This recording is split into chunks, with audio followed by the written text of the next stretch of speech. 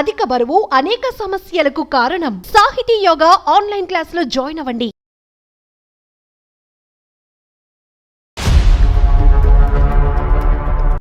నమస్తే కళ్యాణ్ గారు. నమస్తే అండి. అన్నా చెల్లెళ్ళ ఇష్యూ అండి. చెల్లి మనల్ని కాంటాక్ట్ చేసింది. ఒక 4 ఏళ్ల నుంచి వాళ్ళ అన్నయ్య తనతో మాట్లాడట్లా, కనీసం ఫోన్లో కూడా తను అంటే తిని ఈ అమ్మాయి నెంబర్ చూడగానే కట్ చేస్తున్నాడట. ఆ అమ్మాయి చాలా బాధపడుతోందండి. ఒక్కసారి మీరు మాట్లాడండి మేడం, కళ్యాణ్ గారితో మాట్లాడించండి, అన్నయ్య మనసు ఏమన్నా మారుతుందేమో అన్నట్టుగా తను మనకి మెయిల్ చేసింది. అమ్మాయి పేరు శ్వేత. ఓకేనా, కాల్ చేస్తానండి. ఇంకేం వివరాలు పెట్టలే కదమ్మా? అంటే కొంత పెట్టింది, అది నేను రివీల్ చేయడం కన్నా మీరు మాట్లాడితేనే బాగుంటుంది కళ్యాణ్ గారు. తప్పకుండా. హలో శ్వేత అండి. అవును మేడం, మీరెవరు? నేను జయానండి, అందమైన జీవితం ప్రోగ్రామ్ నుంచి కాల్ చేస్తా ఉన్నాను, సుమన్ టీవీ. నమస్తే మేడం. నమస్తే శ్వేత, బాగున్నావమ్మా? బాగున్నాం మేడం. ఓకే, నాతో పాటు డాక్టర్ కళ్యాణ్ చక్రవర్తి గారు కూడా ఉన్నారు. మరి నువ్వు మెయిల్లో పెట్టిన విషయం డీటెయిల్డ్గా డాక్టర్ గారికి చెప్పు. రైట్, ఒక్కసారి మాట్లాడతల్లి. శ్వేత, గుడ్ ఆఫ్టర్నూన్ అమ్మా. Good afternoon sir. చెప్పు నాన్న, సమస్య ఏంటి? ఏదో మీ బ్రదర్ గురించి ఏదో అని రాసావు. సార్, యాక్చువల్లీ చిన్నప్పుడే మా నాన్న పొలం పనికి వెళ్తూ అక్కడ పాము కాటికి చనిపోయారు సార్. అప్పుడు అమ్మ అన్నయ్య నన్ను పెంచుతూ ఉన్నారు సార్. మా అమ్మ కూడా కొన్ని రోజులు మా నాన్న చనిపోయిన తర్వాత చనిపోయారు సార్. అయ్యో.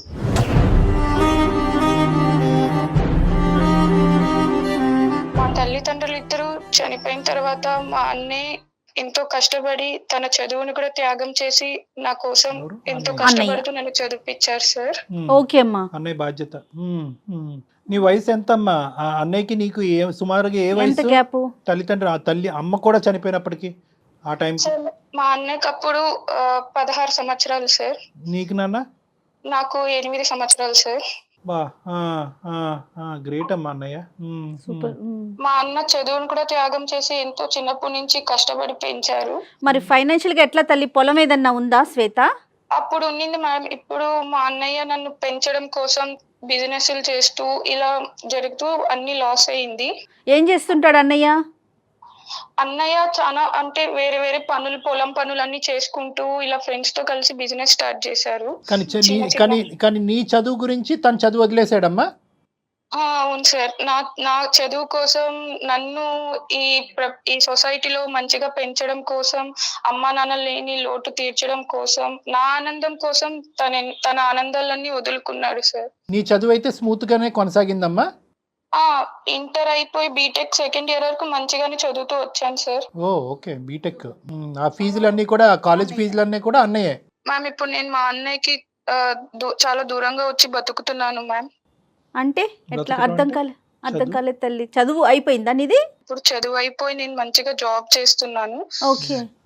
దీనికన్నా ముందు జరిగిన కొన్ని సంఘటన వల్ల నేను మా అన్నయ్యకి చాలా దూరం అయ్యాను. ఏమైందమ్మా? అంత ప్రేమగా చూసిన అన్నయ్యకి నీకు మధ్యలో అంటే ఏం జరిగింది? మా అన్నయ్యకి అప్పులు పాలవ్వడం వల్ల నేను మా అన్నయ్యకి చాలా హెల్ప్ చేయాలని ఎన్నో జాబ్స్ వెతుక్కున్నాను. ఓకే. అంటే చదువుకుంటూ జాబ్స్ చేయాలనుకున్నావమ్మా?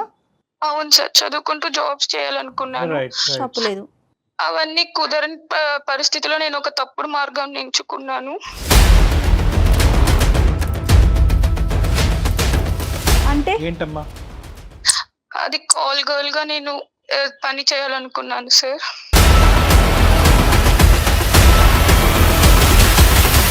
అదేంటమ్మా? కాల్ గర్ల్ గానా? ఎలా వచ్చింది నీకు ఐడియా? అంటే కొన్ని దాంట్లో ఇలాంటి పనులు చేస్తే త్వరగా అమౌంట్ సంపాదించవచ్చు, మా అన్నయ్యకి నేను అప్పులు అన్ని తీర్చేయచ్చు అనే ఒక దీంతో చేయాల్సి వచ్చింది. అలా చేస్తూ ఒకసారి మా అన్నయ్య వాళ్ళ ఫ్రెండ్స్ ఇలా బుక్ చేసుకోవడం ద్వారా మా అన్నయ్యకి తెలిసింది సార్.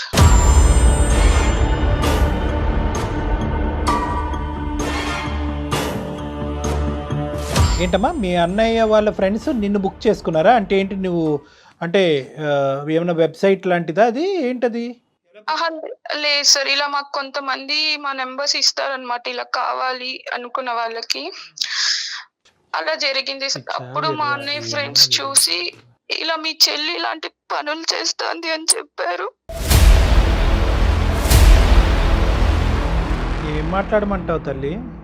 తప్పు లేదమ్మా, మరి ఆయన బాధపడటంలో ఏం తప్పేమన్నా మాట్లాడమంటావు? ఉందా? నిజంగా బిజినెస్ పరంగా లాసెస్ వచ్చి ఫైనాన్షియల్లో ఊబిలో కురిగిపోయినా అతను నిన్ను కాపాడుతున్నాడు, నీ చదువును కాపాడుతున్నాడు, నీ వ్యక్తిత్వాన్ని కాపాడుతున్నాడు, నీ భవిష్యత్తును కాపాడుతున్నాడు. కానీ నిజంగా మా అన్నయ్య అంత కష్టపడుతుంటే చూడలేక ఈ అప్పులు అనేది లేకుండా ప్రశాంతంగా బతకాలని అలా తప్పుడు మార్గం ఇప్పుడు ఎంచుకున్నాను సార్. డబ్బు లేకపోయినా కూడా ఏదన్నా అడుగు తిన్న బతుకుతాడు, నిన్ను కాపాడుకుంటూ చూసుకుంటాడేమో కానీ నేను చిన్నప్పటి నుంచి తల్లి లేని తండ్రి లేనట్లు లోటు తీరుస్తున్న నా చెల్లిని ఈ స్థాయి వరకు తీసుకొచ్చి ఆఖరికి నా చెల్లెల ద్వారా వ్యాపారం జరుగుతుందా అనేటటువంటి మాటని ఏ అన్నయ్య జీర్ణించుకుంటాడమ్మా? నువ్వే చెప్తున్నావు తప్పుడు మార్గం అని.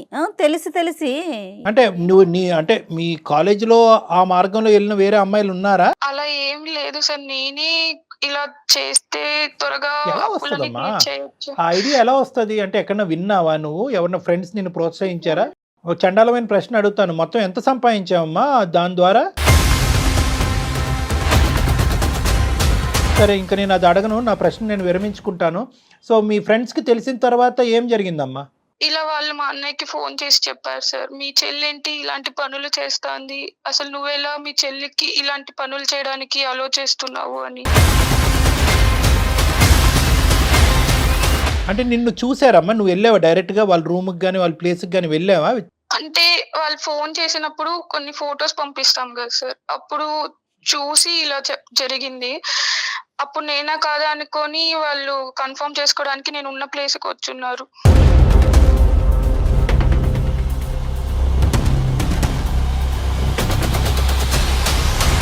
తల్లి ఏం మాట్లాడాలో అర్థం కావట్లేదు బంగారు తల్లి. ఏమమ్మా ఇదంతానే, ఇంత చండాలమా? సరే, ఇప్పుడు అన్నయ్యకి చెప్పిన తర్వాత అన్నయ్య రియాక్షన్ ఏంటమ్మా? అదే సార్, వాళ్ళ ఫ్రెండ్స్ వచ్చి నన్ను చూసి ఇలా మా అన్నయ్యకి ఫోన్ చేసి చెప్పారు, ఇవన్నీ నువ్వే చేపిస్తున్నావా లేదా మీ చెల్లె చేస్తాందా ఈ పనులు అని. అంతే కదా. అంతే. At the end of the day అతని తల్లి ఒక తండ్రి అవటంతో నింద అతని మీద పడింది పడింది చూసావా? చూడండి. అతని తల్లి తండ్రి మీ అన్నయ్య నింద చూసావా? అరే నువ్వు ఫైనాన్షియల్ ఊబిలో కూరుకుపోవటం వల్ల నువ్వు పిల్లతో- ఇటువంటి వ్యాపారం నడిపిస్తున్నావు అని అడిగారు చూసావా? అంటే నిన్ను ఏ స్థాయిలో నమ్ముతున్నారో తప్పు మీ అన్నయ్య నెత్తి మీద వేశారు. మా అన్నయ్య వెంటనే ఫోన్ చేసి ఎక్కడున్నావు, ఏం చేస్తున్నావు అని అడిగారు సార్. కానీ నమ్ము ఉండడే మీ అన్నయ్య ఇలా ఫ్రెండ్స్ చెప్తుంటే? అదే సార్, నమ్మలేదు. కాకపోతే ఒక కన్ఫర్మేషన్ కోసం ఫోన్ చేశాను. నేను అదే టైంలో కాలేజ్ లో ఉన్నాను, ఇలా చదువుకుంటున్నాను అని చెప్పాను. అప్పుడు సడన్ గా వీడియో కాల్ చేయమంటే నేను చాలా సార్లు కట్ చేశాను సార్. అప్పుడు మా అన్నయ్య డైరెక్ట్ గా ఇట్లా వచ్చి చూసేసరికి ఆ రోజు నుంచి ఇప్పటి వరకు నాతో మాట్లాడటం లేదు. అంటే మాట తెగిపోయింది, బంధం తెగిపోయింది, ఆర్థిక సహాయం అన్నీ తెగిపోయినాయమ్మా ఇంకా అక్కడితో తెగిపోయింది సార్. ఇప్పుడు ఏం చెప్పమంటావు మాకు? ఏ విధంగా ఏ అన్నయ్య మనసు మాత్రం చల్లారుతుంది? అలా కాదు సార్, 4 సంవత్సరాల నుంచి నేను మా అన్నయ్యతో మాట్లాడడానికి రాఖీ పండగ రోజు కూడా వెళ్ళాను. ఆ రోజు కూడా నేను మా అన్నయ్యకి ఇట్లా రాఖీ కడదామని వెళ్తే, నువ్వు నా ఇంట్లో అడుగు పెట్టద్దు, పెడితే కిరోసిన్ పోసుకొని చనిపోతానన్నారు సార్.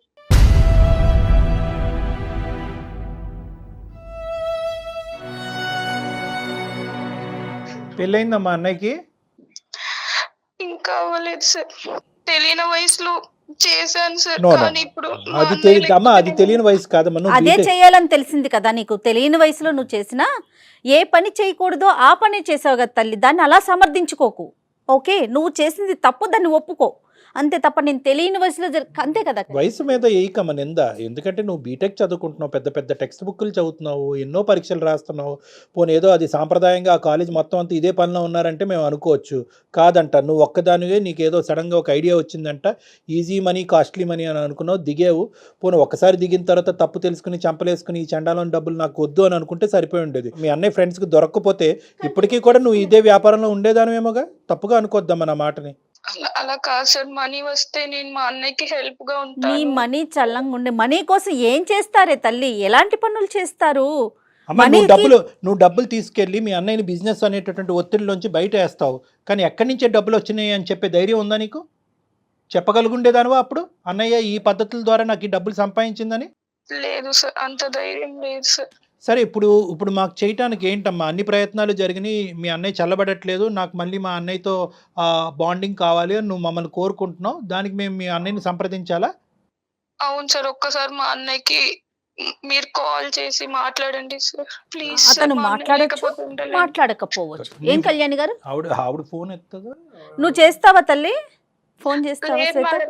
నా నెంబర్ తెలిస్తే అసలు మాట కట్ చేసేస్తారు మేడం. ఒక్కసారి నేను మీకు నెంబర్ పెట్టాను కదా మ్యామ్, దాంట్లో నుంచి మీరే ట్రై చేయండి ప్లీజ్ మ్యామ్.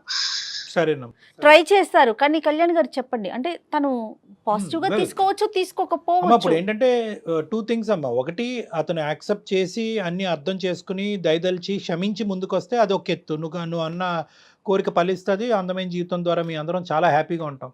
ఒకప్పుడు ఫలించకపోతే కనుక ఇప్పుడున్న పరిస్థితే కంటిన్యూ అవుతుంది, దానికి మించిన నష్టం అంటూ ఏమీ జరగదు. అంటే అతని పని అతను చూసుకుంటాడు, నీ పని నువ్వు చేసుకోవాలి. అర్థమైందమ్మా?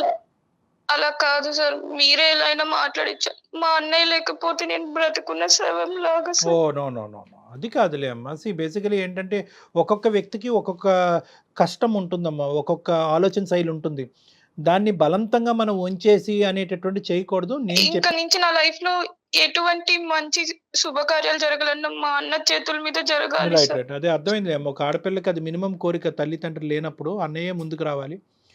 ఆ అన్నయ్య మనసు కాస్త ఈ విధంగా గాయపడింది. చూద్దాం అమ్మ, మనం ఏ విధంగా దాన్ని రెక్టిఫై చేయగలమో చూద్దాము, ఒక ప్రయత్నం అయితే చేద్దాం.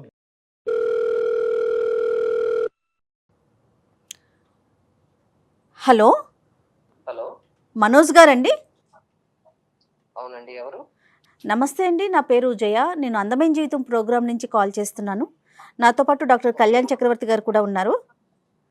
ఓకే, నమస్కారం అండి. నమస్తే అండి. మీకు తెలియకుండా, అంటే మీ పర్మిషన్ లేకుండా మిమ్మల్ని నేను కాల్లోకి తీసుకున్నానండి. మీతో పాటుగా ఇప్పుడు కాన్ఫరెన్స్లో మీ సిస్టర్ శ్వేత కూడా ఉన్నారు. తను చాలా చాలా బాధతో, నాకు చనిపోవాలనిపిస్తోంది అన్న ఒక బాధతో మాకు మెయిల్ చేసింది. సో దాంతో మేడం ప్లీజ్ ఒక్క నిమిషం. నాకు 4 years బ్యాకే ఒక చెల్లి ఉండేది, చనిపోయింది.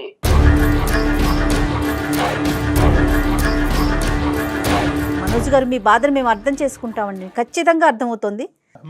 మనోజ్, సార్ నమస్కారం సార్. నమస్తే మనోజ్. ఇక్కడ 2 థింగ్స్ నాన్న. ఎవరిని బ్రెయిన్ వాష్ చేయలేరు, ఎవరు కన్విన్స్ చేసేసి ప్రేమని క్రియేట్ చేయలేమమ్మా. నీ భావాన్ని మాడిఫై చేయటమో లేదంటే కొత్తగా ఒక ప్రేమని సృష్టించడం అనేది జరగట్లేదు. ఆల్రెడీ ఉండేటటువంటి ఒక ప్రేమని మళ్ళీ పులకరింపు చేసేటటువంటి విధంగా మనం ఏమైనా చేయగలమా అనేది ఒక చిన్నపాటి ఆశ. అది కూడా ఇందాకే నేను అమ్మాయితో చెప్పా, ఎవరు మన శ్వేతతో చెప్పాను, వీ కాంట్ ప్రామిస్, మేము ప్రామిస్ చేయలేము. అందమైన జీవితం చాలామంది జీవితాలని కాపాడింది, కానీ ఈ ఇష్యూలో మాత్రం నువ్వు చేసినటువంటి తప్పిదం ఏదైతే ఉందో ఆ తప్పిదం అనేటటువంటిది తిరిగి రాయలేనటువంటి తప్పిదం. అందులో ఒక తల్లిదండ్రులు బాధ్యత తీసుకునే పెద్దరికం వహించి, ఏది 16 సంవత్సరాలప్పుడు ఒక తల్లి తండ్రి యొక్క పాత్ర పోషించినటువంటి ఒక గొప్ప వ్యక్తి మనసు ఏ స్థాయిలో గాయపడి ఉంటుందని మేము అర్థం చేసుకోగలమమ్మా. ఇది అవుతే అవ్వచ్చు, చిన్న గోరంత ఆశ అంతే. ఒక ప్రయత్నం అయితే చేస్తామన్నా, ఇది ప్రయత్నం మాత్రమే, అల్టిమేట్గా డెసిషన్ ఈజ్ యువర్స్. ఒక 2 నిమిషాలు నేను మాట్లాడతాను నాన్న. సార్ మీరంటే రెస్పెక్ట్ ఉంది కాబట్టి నేను ఈ విషయం మీద మీరు మాట్లాడుతున్నా నేను సైలెంట్ గా ఉన్నాను, ఇన్సైట్ విన్నాను సార్. అన్నయ్య సార్ ప్లీజ్ సార్ మనోజ్ మాట్లాడండి సార్, మధ్యలో ఎవరు మాట్లాడదు సార్, ప్లీజ్ సార్. నన్ను క్షమించు ప్లీజ్ సార్, మాట్లాడదు సార్, ప్లీజ్ శ్వేత, సార్ మాట్లాడండి. శ్వేత, నాకు నీ ఇమోషన్ అర్థం అవుతుందమ్మా. శ్వేత, చాలా రోజులు అయింది నువ్వు అన్నయ్యతో మాట్లాడి, అన్నయ్యతో పలకరించి కూడా చాలా రోజులు అవుతుంది నాకు తెలుసు, కానీ అతను మనసులో ఉండేటటువంటి వేదన ఒక్కసారి బయటకు రానివి, తర్వాత నువ్వు ఎప్పుడు మాట్లాడాలని నేను చెప్తాను. చెప్పు మనోజ్, ఏమని చెప్పాలనుకుంటున్నారు? సార్ వద్దు సార్, నాకు అసలు ఎవరు లేరు సార్, అంతే. నాకు ఎవరు లేరు, నాకు చెల్లి అనేది 4 years బ్యాకే చనిపోయింది.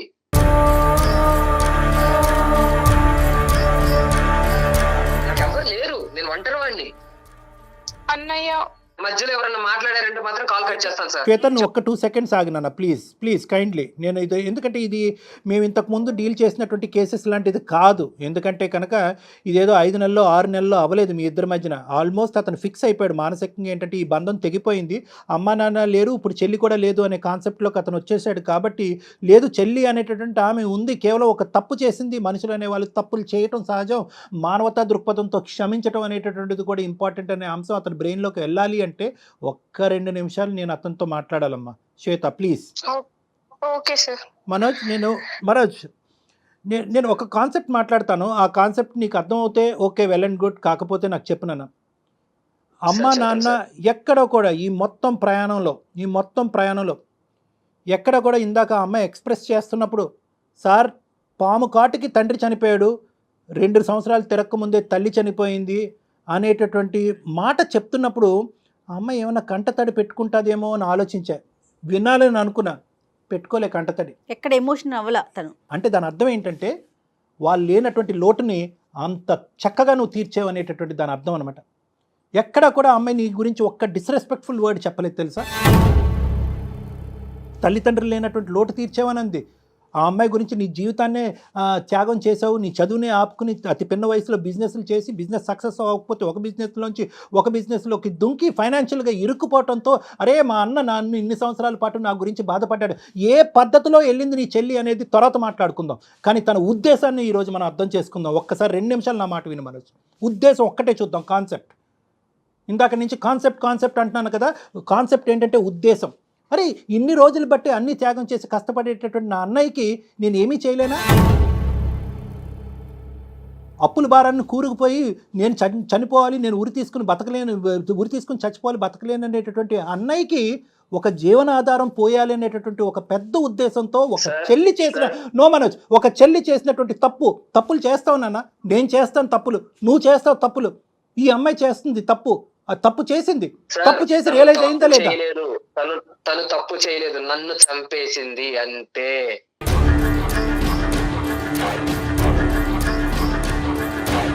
నాకు తెలుసు సార్, నా జీవితాన్ని వదిలేసుకున్నా నేను తన కోసం. తను తప్పు చేసింది కాబట్టి తన మనసులో చచ్చిపోయింది అనే మాట అంటున్నావు. దయచేసి మీ భవిష్యత్తు కోరుతూ మీ ఆలోచనని మీ జీవితాన్ని కాపాడేటటువంటి 2 పెద్దవాళ్ళు ఉన్నారు. దయచేసి ఆ పదం పదే చచ్చిపోయింది అని అనకనన్నా, ఎందుకంటే ఆ అమ్మాయి నిజంగా చచ్చిపోవాలనుకుంటుంది. తను వెళ్ళినటువంటి పద్ధతి తప్పే, ఎందుకంటే మన సమాజం అది యాక్సెప్ట్ చేయదు. వేరే సమాజాలు వేరే దేశాల్లో అది కామన్ అనుకుంటారు, అది వృత్తిరీత్యా చూస్తారు. దాన్ని ఒక మనోజ్ నేను ఒక 2 నిమిషాలు మాట్లాడతాను. వాళ్ళు ఒక వృత్తిగా దీన్ని ఒక సాంప్రదాయబద్ధంగా మనం దీన్ని అంగీకరించాం, దాన్ని ఒక వృత్తిగా తీసుకునేటటువంటి దేశాలు కూడా ఉన్నాయి. సరే ఆ దేశాల గురించి మనం ఎందుకండి, ఇక్కడ పుట్టి పెరిగిన వాళ్ళు మన కల్చర్ గురించి మనం మాట్లాడుకోవాలి అంటే కనుక ఈరోజు ఆ అమ్మాయి అన్ని విధాలుగా ఒక ఇరుకున పడింది. కాలేజ్ ఫీజులు కట్టాలి, అన్నయ్య ఏమొచ్చి అవస్థలు పడుతున్నాడు ఆ అకాడమిక్స్ కంటిన్యూ చేయటం గురించి. బాధను చెప్పుకోవటానికి తల్లిదండ్రులు లేరు, తల్లిదండ్రులు చనిపోయారు, అన్నయ్య బాధ చూడలేకపోయింది. ఈ పద్ధతిలో నేను వెళ్తున్నానని అంటే కనుక ఏ అన్నయ్య ఒప్పుకోవడానికి తనకు తెలుసు. కానీ అప్పులు తీరితే కనుక అన్నయ్యని సేవ్ చేస్తాను అనేటటువంటి ఒకే ఒక ఆలోచన, ఒకే ఒక ప్రేమ, ఒకే ఒక దృక్పథంతో నేను ఖండిస్తున్నాను అన్న. ఈ సమాజంలో పుట్టి పెరిగేటటువంటి ప్రతి మగాడు అన్నయ్య అనుకునేవాడు, ఒక తండ్రి అనుకునేవాడు, ఎవడైనా కూడా వాళ్ళ కూతురు కానీ ఒక చెల్లి కానీ తప్పు చేస్తే కనుక ప్రతి వాళ్ళు ఖండిస్తారు, ఎవరు ఖండించరు. నువ్వు చేసినటువంటిది కొత్తదనం ఏంటి, వేరే వాళ్ళు చేయనటువంటిది ఏంటి? కరెక్టే, నీ మనసు గాయపడింది, అమ్మాయి వెళ్ళిన పద్ధతి తప్పే, రియలైజ్ అయ్యిందా లేదా? ఇప్పుడు ఆ అమ్మాయి పద్ధతిగా బతుకుతుంది, అప్పుడు చేసినటువంటి పాపానికి ఈరోజు ఇప్పటికీ చంపలేసుకుంటుంది. కానీ ఇప్పటికీ కూడా ఒకే ఆశ, ఒకే ఆలోచన, ఒకే కోరికతో బతుకుతుంది. ఏ రోజైనా కానీ మా అన్నయ్య నా దగ్గరికి వచ్చి నన్ను కాపాడుతాడన్న ఉద్దేశంతో తప్ప. సార్ చెప్పారు కదా, ఒక్కసారి నా బాధ వినండి సార్. చిన్నప్పటి నుంచి పొరపాటు కూడా అమ్మా నాన్న లేరు అనేది కొంచెం కూడా కలిగించకుండా పెంచాలి అనే ఉద్దేశంతో నా జీవితాన్ని కూడా వదిలేసుకున్నా నేను. అది తల్లిదండ్రులు లేకుండా ఒక ఆడపిల్లని పెంచడం ఎంత కష్టమో మాకు తెలుసమ్మా మనోజ్, మాకు తెలుసు, మేము అర్థం చేసుకుంటున్నాం దాన్ని. ఆ అమ్మాయి కూడా అర్థం చేసుకుంది. ఇప్పుడు మేడం వినండి, శ్వేత కూడా అర్థం చేసుకుంది మనోజ్. అక్కడ ఇంకోటి ఎంత ఇక్కడ చూసుకున్నానో బయట సమాజంలో కూడా పేరెంట్స్ లేకపోయినా అరే ఏం బతుకుతున్నారా ఈ ఇల్లు అని అనిపించుకోవాలని. సూపర్. తను చదువుకుంటే మంచిగా సెటిల్ అయితే అంటే ఇక్కడ తను సెటిల్ అయిందంటే నేను హ్యాపీగా ఉన్నట్టే. ఇంకా అలాంటిది సొంత నా ఫ్రెండ్సే ఏరా దగ్గరుండి నువ్వు బిజినెస్ చేపిస్తున్నావా నీ చెల్లి చేత అని అడిగారు.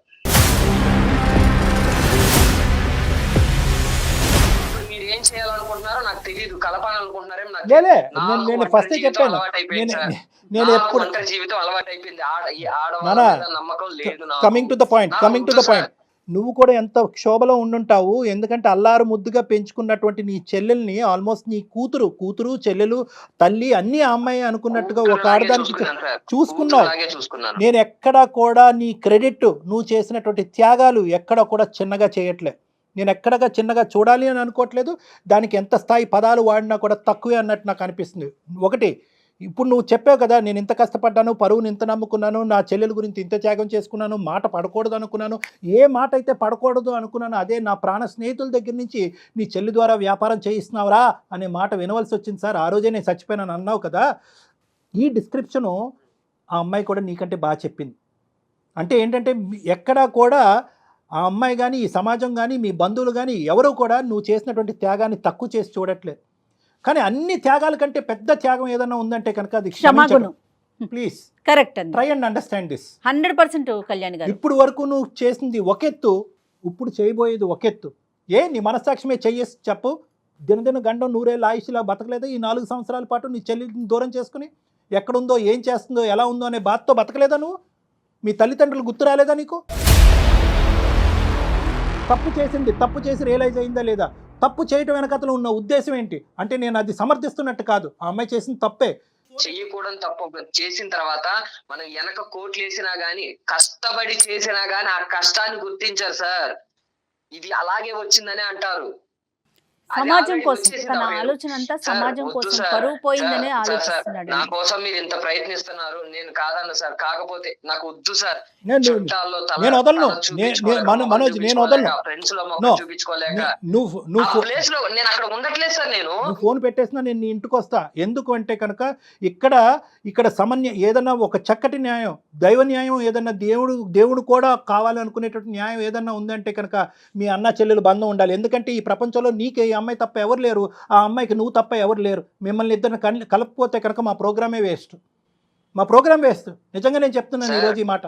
మీరు వస్తానంటున్నారు, హ్యాపీగా రిసీవ్ చేసుకుంటా. థ్యాంక్ యూ సో మచ్ అండి, మమ్మల్ని రిసీవ్ చేసుకుంటున్నందుకు thank you so much. But మీరు సమాజం కోసం ఆలోచిస్తున్నారా, లేకపోతే మీ మనసుకు పడ్డ గాయం కోసం ఆలోచిస్తున్నారా? సమాజం ఎలా తీసుకుంటుందో, ఈ డబ్బు సంపాదన అంతా కూడా అలానే వచ్చింది అని ఆలోచిస్తున్నారా? అనుకుంటదని ఇప్పుడైతే మెంటల్ గా నాకు ఎవరు లేరు, నేను ఒంటరి వాడిని అని ఫిక్స్ అయిపోయాను మేడం. నాకు వద్దు మేడం ఇప్పుడు ఈ టైంలో. తమ్ముడు నా మాట వినరా బాబు. తమ్ముడు మనోజ్, నీకు పుణ్యం ఉంటుందిరా తమ్ముడు.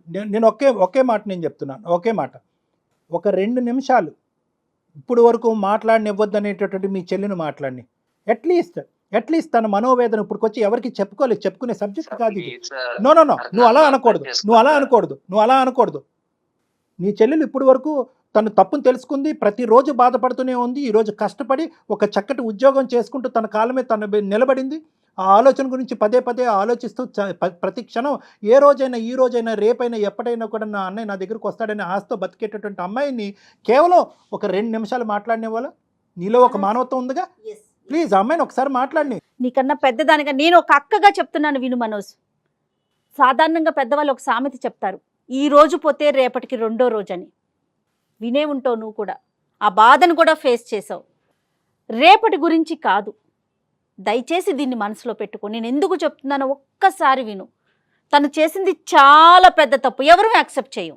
కానీ ఒక్కసారి నువ్వు తన బాధ ఏంటో ఒక్కసారి విను ప్లీజ్. ఇది మా పర్సనల్ రిక్వెస్ట్ అనుకో, నేను డాక్టర్ కళ్యాణ్ గారు.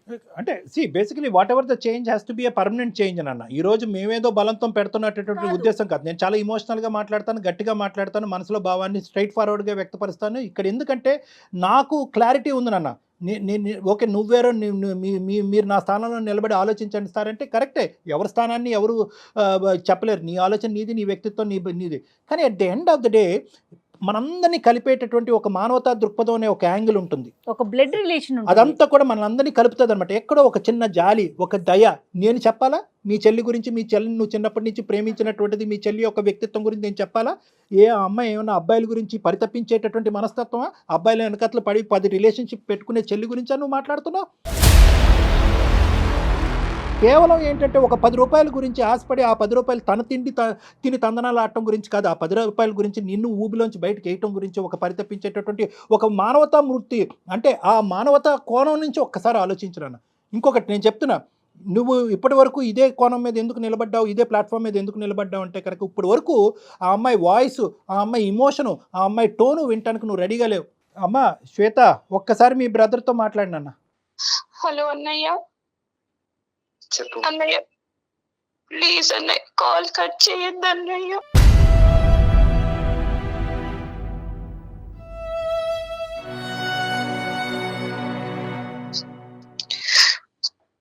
నాకు మాట్లాడడం లేదు అన్నయ్య, అలా అనొద్దు అన్నయ్య ప్లీజ్.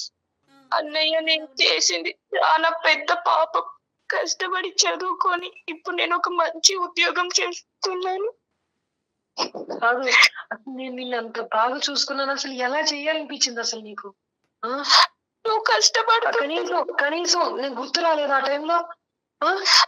అన్నయ్య నీకు సహాయం చేయడం కోసమే చేశాను. ఏంటి ఆ పాపిష్టి డబ్బుతోనా? ఆ పాపిష్టి డబ్బుని ఏం చేసుకోవాలి? తప్పైపోయింది అన్నయ్య, ఇప్పుడు కన్నా క్షమించు ప్లీజ్. తన కన్నీటితో నీ కాళ్ళు కడుగుతోందమ్మా. మనోజ్ ప్లీజ్ ఒక్కసారి ఆలోచించు. నువ్వు అసలు డాక్టర్ గారు అన్నట్లుగా మేమెవరో మీ ఇద్దరి మధ్యలో, అన్నా చెల్లెల మధ్యలో, చెల్లి గురించి చెప్తానుకో లేకపోతే అన్న గురించి చెప్తాకో, మేమెవరమమ్మా? దెబ్బ తగిలితేనే తట్టుకోలేను అలా ఊహించుకొని నీ బాధ తప్పే లేదు.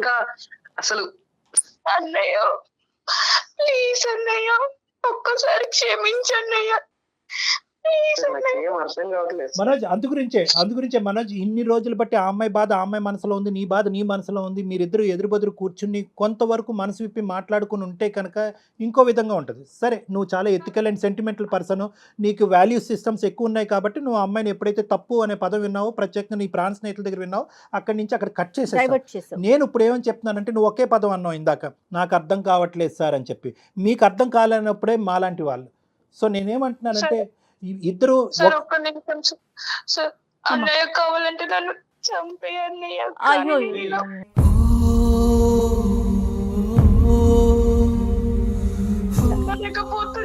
ఏమ్మా చంపుకోవటానికమ్మా ఇదంతా బతుకుండేది ఈ సమాజంలో. ఏమ్మా మాట్లాడు సార్, తను ఏడిస్తే నాకు ఏదోలా ఉంది. అదే ప్రేమ అంటే మా మనోజ్, ఇదే ప్రేమ. దూరం నా వల్ల కావటం లేదు. లేదు నాన్న, నేను ఒకే మాట చెప్తున్నాను మనోజ్, నీ మనసులో ఇప్పటికీ కూడా ప్రేమ దాగుంది. ఈరోజు ఈ అమ్మాయి తన బాధతో మాకు ఫోన్ చేసింది, నువ్వు నీ బాధతో ఎవరికి చెప్పుకోలేకపోయావు. ఇప్పటికైనా కూడా మీ ఇద్దరిలో ఒక ఆలోచన వచ్చింది అని నాకు అనిపిస్తుంది. ఒకరినొకరు క్షమించుకుంటూ ముందుకెళ్ళాలి. ఎందుకంటే ఆ అమ్మాయి ఏమంటుందంటే, గత ఏదైతే పోయిందో అది పోయింది సార్. నేను చేసినటువంటి పాపానికి, నేను చేసినటువంటి పాడు పనికి నేను శిక్ష అనుభవించాను. ఇక ముందైనా కూడా నేను బ్రతుకుండాలంటే నా జీవితంలో ఒక ఆడపిల్లగా కొన్ని కార్యక్రమాలు ఉన్నాయి. ఆ కార్యక్రమాలు పెద్ద దిక్కు మా అన్నయ్య ముందుకొచ్చి చేయాలని చెప్పి ఒక చిన్న కోరిక. కార్యక్రమాల కన్నా కూడా కళ్యాణ్ గారు ముందు తల్లి తండ్రి తానే కదా. At the end of the day concept ఏంటి? ఇద్దరి మధ్యన ప్రేమ ఉంది, ఒకరికొకరు త్యాగం చేసుకున్నారు అనేటటువంటి ఆలోచన. ఎటొచ్చి తను వెళ్ళిన పద్ధతి తప్పు, నువ్వు వెళ్ళినటువంటి పద్ధతి కరెక్ట్. తన తప్పు తెలుసుకుంది కాబట్టి ఈ బాధను ఇక్కడితో ఆపేద్దాం, మనం ఈ గొడవని ఇక్కడితో ఆపేద్దాం. మీ ఇద్దరు మళ్ళీ మీ బంధం మళ్ళీ ఇది అవ్వాలి, మళ్ళీ బాండ్ అవ్వాలి, మళ్ళీ హ్యాపీగా ఉండాలి. నీ చేతుల మీదుగా మీ చెల్లి యొక్క పెళ్లి జరగాలి. తన భవిష్యత్తు అంతా కూడా నీ చేతుల మీద నిలబడాలి. నీకు ఒక జీవితం ఏర్పడాలి, తనకు ఒక జీవితం ఏర్పడాలమ్మా. ఓకేనా మనోజ్? ఒకసారి కలవండి. నాకు ఇంకా మీ ఆలోచనలో చిన్న సందేహం ఉంది, కానీ మీరు సైలెంట్ అయ్యారు అంటే కనుక మీరు ఆలోచిస్తున్నారు అనేది నాకు ఒక నమ్మకం వచ్చింది. ఓకేనా మనోజ్? రండి శ్వేత, నువ్వు కూడా రామ్మా. నేను చెప్తాను, డేట్ అండ్ టైం చెప్తారు జయ గారు, అప్పుడు వచ్చి కలవండి. సార్ ప్లీజ్ సార్, మీ ముందరే క్షమించాలని చెప్పమనండి సార్. అదంతా ఇమీడియట్ గా ఆగమ్మా, కొంత టైం తీసుకొని. అట్లీస్ట్ ఇప్పుడు వరకు నువ్వు మాట్లాడటానికి కూడా అవకాశం ఇవ్వనటువంటి ఒక వ్యక్తి ఈ రోజు ఆలోచిస్తున్నాడు మాట్లాడకుండా. నా దగ్గరకు రండి, మీ ఇద్దరుని మనం మాట్లాడుకుందాం. ఏం తల్లి? తప్పకుండా వస్తాం sir. Thank you sir. Thank you madam. Thank you మా, థ్యాంక్ యూ. అంటే బంధానికి అట్లా ఎవరమైనా సరే లొంగిపోవాల్సిందేనేమో కదా కళ్యాణ్? అంతే మేడం, అది లోపల ఉంది. రిలేషన్స్ కి బయట ఉన్న ఇమోషన్ మనం క్యాలిక్యులేట్ చేసుకుంటూ పోతే కష్టం మేడం. ఎందుకంటే ఎంత త్యాగం చేస్తే ఆ అబ్బాయి అంత ప్రేమగా చూసుకున్నాడు. సో లోపల ఎక్కడో ఉంది. దాన్ని ఏంటంటే ఆ అవమానంతో కప్పేశారన్నమాట. అవమానంతో ప్రత్యేకంగా వాళ్ళ ఫ్రెండ్స్ దగ్గర నుంచి వచ్చింది చూడండి, ఆ ఫ్రెండ్స్ ఎదురుకుంటే తలెత్తుకోలేకుండా పరిస్థితి. ఆ అవమానం, అతను ఏంటంటే పరువుకి ఇంపార్టెన్స్ ఇచ్చే ఒక వ్యక్తిత్వం. అవే రిలేషన్స్. సూపర్ అండి, థ్యాంక్ యూ సో మచ్. నమస్తే. 30 నిమిషాలలో నొప్పి లేకుండా వేడికోస్ వెయిన్ చికిత్స. ఆవేశ హాస్పిటల్, హైదరాబాద్.